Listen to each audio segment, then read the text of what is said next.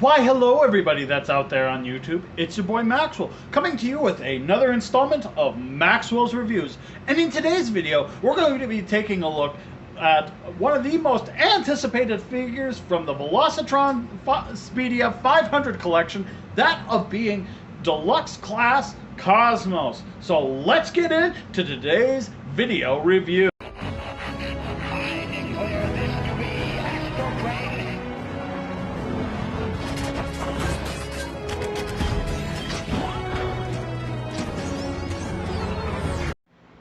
And here we have Cosmos opened up and out of his packaging. And of course he does come packaged in his vehicle mode, which is very cool, very nice. I do love and appreciate that about the Velocitron Speedia 500 collection. Now, first and foremost, as always, as long as I have it, we'll take a quick look at the packaging to begin with. And of course I still have packaging. Here we got a nice image here of Cosmos in his robot mode that extends all the way over. We got the Velocitron Speedia 500 collection, Autobot Cosmos, Transformers. Let's bring the camera up, so that way then I can do the whole Transformers Generations, Transformers Authentic. Hey, look! It's that Cybertronian writing. I think that's the same one that's on Blur's, come to think of it. Huh. And anyway, here we got the Velocitron Speedia, the Velocitron planet insignia. Here we got Cosmos in his robot mode. I mean, not robot mode, vehicle mode. Velocitron Speedia 500 collection, Transformers Legacy, Velocitron, Cosmos, Cosmos, Transformers Legacy. Words, barcodes, things, warnings on the back of the box. We just got obligatory product shots. Robot mode, accessories, vehicle mode, 21 stabs, blah, blah, blah, blah, blah, blah.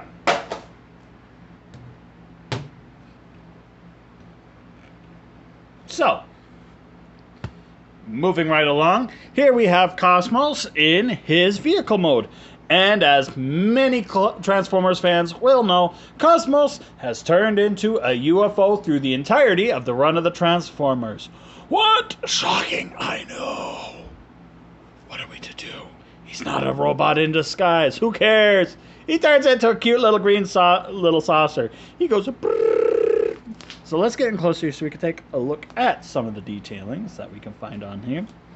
And he does have a lot of nice molded detailing on him. A lot of nice little panel lines here, all located throughout him. Nice silver on his chest piece. Nice red Autobot insignia. Nice little red button for where his head is going to be. And yeah, very nice usage of his standard Cosmos colors. I got some exhaust vents here on the back. And yeah, and we got some plug-in ports or whatnot. And he's a big round green button, and so he could be almost like on the Family Feud. It'd be like, name something that a yada yada yada da da da. Beep. You know, you could do that.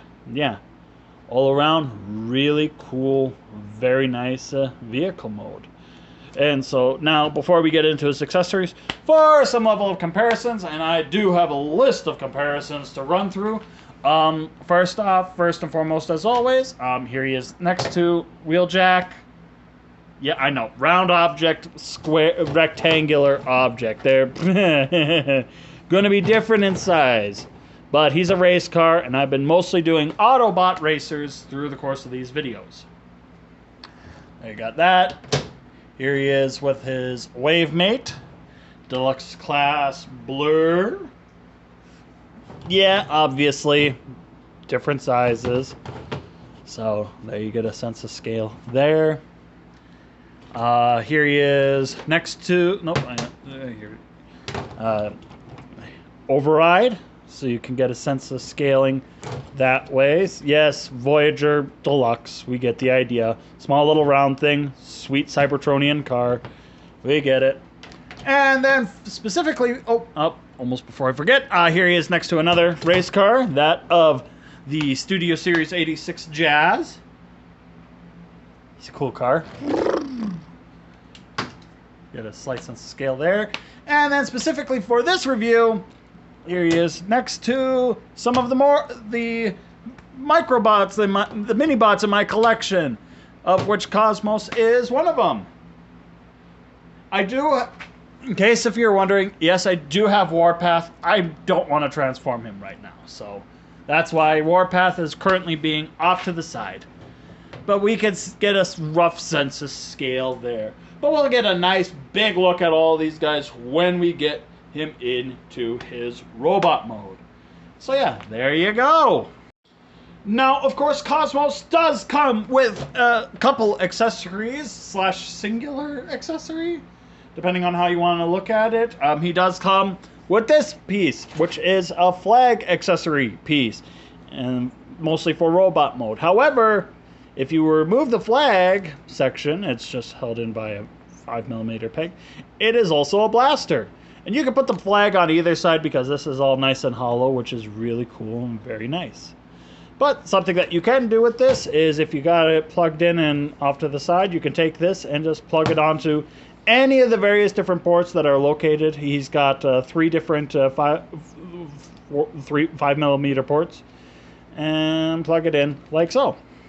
And if you don't really want this on him, what you can do with this is, on the gun, you can take this and plug it onto the back, and now he's got a cape. He go, you know, you got that going on if you so desire. And so yeah, there you go. I think that basically takes care of it for his vehicle mode. There's not much else to tell. He's a round disc. He's a flying saucer. Not much left to tell. So then, with that being said and being the case, let's get down into his transformation. Oh, did not want to do that. I was going to take that off. Shall we? Let's. So, obviously, you want to start off with him being in just plain vehicle mode. From here, we're going to come down. Oh, yeah, I forgot to show off his underbelly. Yeah, you get to see a little bit of inner working of the robots, but, you know, it's not that bad. To start off with, we're going to take these sections here on the sides, and we're going to take them and pull them out, bring them off to the side. From there, we're going to take these hip skirt sections while we're down here and take them out, and they're just tabbed in via this tab into this slot on either side. Bring them out, bring the legs down, and start bringing it forward while simultaneously also bringing this whole assembly back. That frees all that up. From there, you take the waist, the crotch plate, the waist section, bring it up and tab it into place like so, and bring his legs down. And we're going to finish focusing on the lower legs, and then we'll finish on the upper body. So from there, untab his feet, bring him down like so. Take this section here, bring this all the way around, like so. Do the same on this other side. This will tab into place, and there you go. There you got his legs all done, and we could just bring these hip skirt sections down now. So from here, what we're going to do is we're going to come back here to this whole backpack assembly section here, and we're just going to slide it out and rotate it. Now, before we do anything else, we're going to do his head reveal, which is just whoop. I love that. I really love that. I could do this all day. But unfortunately, time does not allow me to do that all day. So we're going to bring that back. And from here, we're going to take this little panel section here. We're going to close that up. Make certain that this is back far enough. Bring this forward. And then this slot here will tab in on that tab on his back. So close that up like so. And now take the shoulders, which are on armatures, bring them forward, and they've got a hook that's going to tab in right over this tab on his side, locking all that in place. That forward, lock that in place. Bring his arms down, but before you do that, reach into his forearm sections here, and well, pull out his forearms. Well, his hands. Sorry, forearms, hands.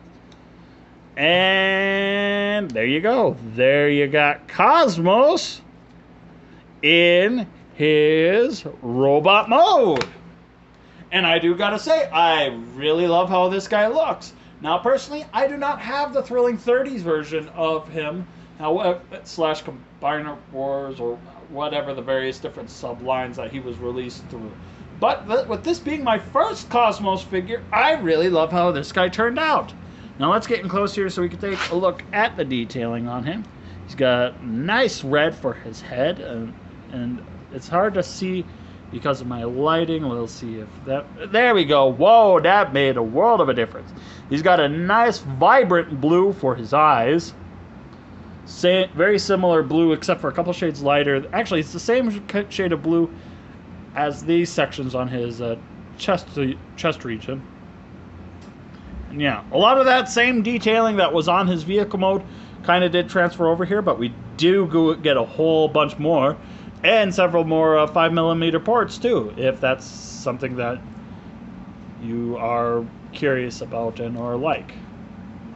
So yeah, here's his front. Here's his side profile. He does have a little bit of a backpack just due to the way that how this all works out. And here's his back. But, I mean, all things considered, it's not... I mean, it's a lot better handling of a backpack than some figures that I know. So, articulation for this guy does feature a ball joint at the head with lots of moving around, with lots of up and down looking, and he can look from side to side. Shoulders can rotate only up this far before you undo the whole assembly, and can go... Oh, wait, no, they can go all the way around. It's just doesn't like to, I'm guessing. Yeah, it doesn't like to, but I guess that's something to be aware of. Arms can go in and out. He does have a bicep rotation with 90 degrees of bend at the elbow, nothing at the wrist. He does have a waist swivel, which is very nice. Legs can go forward that far, back that far. Move the skirts out of the way. They can go out that far. He does have a thigh rotation. He does have about 90 degrees of bend at the knee. Feet cannot move up or down, but he does have ankle tiltage, which, if you ask me, is pretty good and pretty cool. Now you can give him his accessory. We still have his gun blaster piece, and there's a couple different capabilities that you can use with this. One of them being he can hold it like a proper blaster, and this is blast effect compatible if you so desire to use that, which is pretty cool.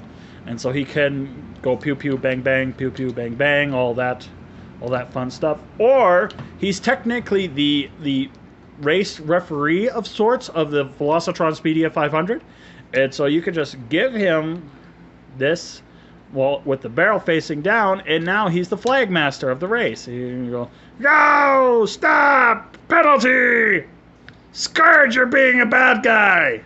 I may or may not be referencing what my next review is going to be. So yeah, you got that going on, which is pretty cool and pretty nice. Although if you don't want this, you could just take this flag accessory, throw it into an accessory bin, and just leave him with a blaster. I'm probably going to leave him with the flag on there, at least for the time being, until I've decided fully what I'm going to do. But I guess we'll just have to wait and see. And so, yeah, there you go. Okay, and now for comparison, we'll go through the lineup. We got Wheeljack. He's shorter than Wheeljack. He's really short. He's really short. Here he is next to Blur. See how that works out. Here he is next to Override. See how much taller she is than him.